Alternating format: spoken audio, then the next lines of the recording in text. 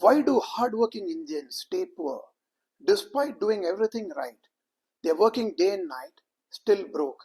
Have you ever felt money disappears the moment it enters your bank account? You're not alone. Most Indians will never become financially free. Not because they don't work hard, not because they are not smart, but because the system is designed to keep them poor, because they are trapped in something much deeper. A silent financial pandemic is getting us. This video is not about blaming you, it's about freeing you, because once you see the trap, you can escape it. I call it the middle class money trap, and this has three chains. Let me take you back a time when I had no idea what I was doing with money. This was the early 90s. India had just begun liberalizing, but the big foreign companies hadn't yet entered India. The software and the IT boom hadn't started yet. There were no unicorns, there were no tech startups, and there were no Shark Tank dreams. I was young, fresh into my career, jumping from one small company to another. Some couldn't even pay salaries on time. There was no real stability, no real income, just hope. And then came something shiny, something new, the credit card. Citibank was marketing it like it was gold, a magic plastic rectangle that made you felt rich. Everyone wanted it, including me. I still remember one day I withdrew 30,000 rupees from an ATM with this credit card. I had no plan, I had no stable job, no clue what the interest rate would be. 30,000 felt like a gift until it became a big curse. Next month, the bill came. I couldn't pay it. The interest rate was 3% a month, and it was compounding very fast. With no steady income, the amount kept growing. Then one day, the collection agents came to my house. It was humiliating. I had to ask my father to help. I borrowed money to repay it, and I promised myself one thing: never again. That one slap from life taught me more than any finance book ever could. Since that day, I have never revolved my credit card, never taken a personal loan. Only once I took a home loan, and even that I cleared early. Sometimes a bad bank moment is a good beginning. My story is not unique.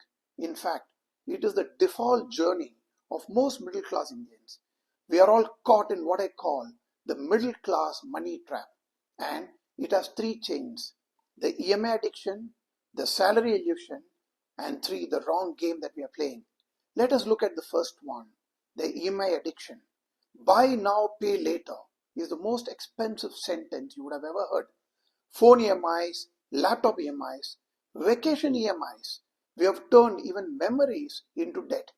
A 25-year-old is today juggling with 3 to 4 EMIs before they have even built an asset. You are not borrowing money, you are borrowing peace of mind. Credit card defaults are rising by 30%, and outstanding dues are nearing 2 lakh crores. It's clear that this is not a personal issue, it's a national concern. Second is the salary illusion. Just because you earn more, it does not mean you're rich. Your salary is not your income. Your real income is what you save and what you invest. 1 lakh salary with 95,000 expense is worse than a 50,000 salary but with 20,000 investments. But no one teaches this in schools. In schools, they teach trigonometry but not tax saving. There are broader economic factors that keep many Indians in poverty despite the country's growth.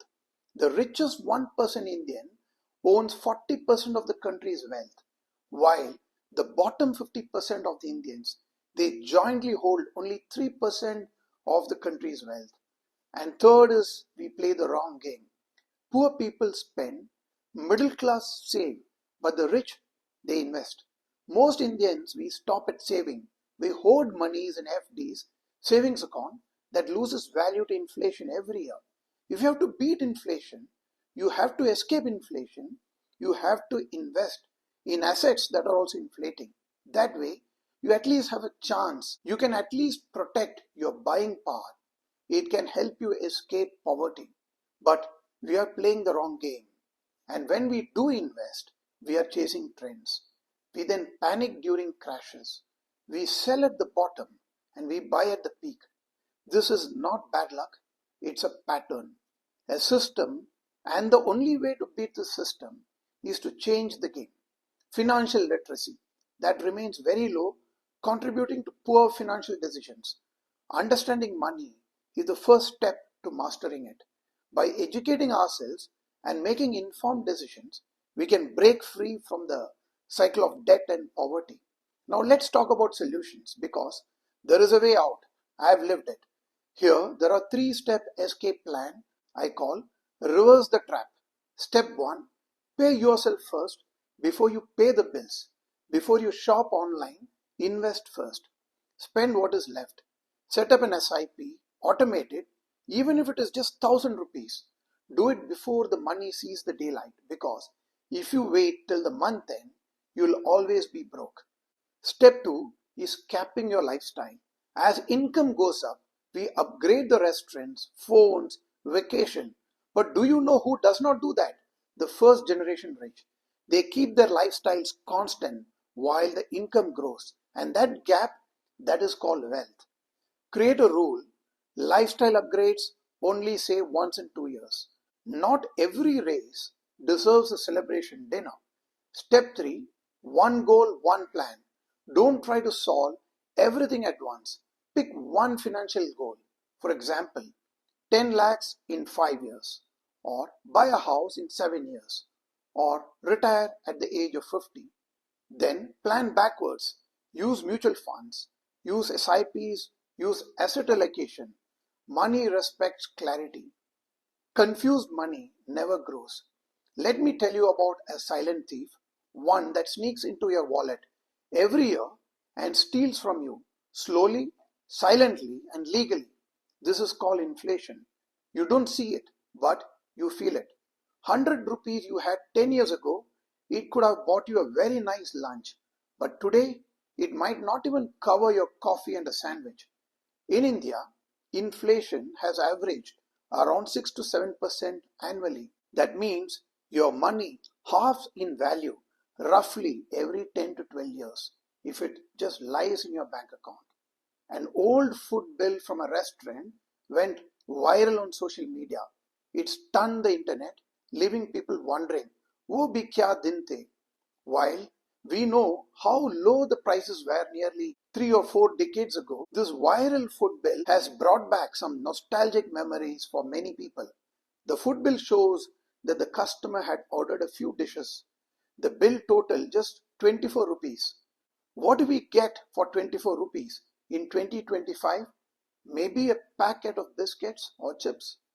How much would we spend for a similar lunch today? Perhaps 20 times more. Now think about it.